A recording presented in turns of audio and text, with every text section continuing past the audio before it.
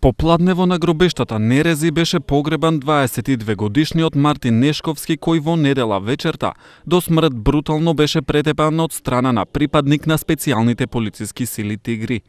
Семејството, најблиските роднини и пријатели во голем број се собраа да му оддадат последна почит. Голем дел од присутните со неверување за она што се случило. Вината за смртта на својот најблизок ја префрлаат кај власта и припадниците на специјалните воени сили. Присуствува и колеги на Мартин од навивачкиот клуб City Park Boys.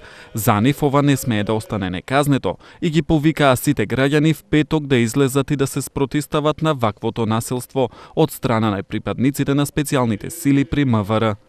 Дојдовме денеска како навивачка група да му дадеме почит на Мартин, значи како City Park Boys.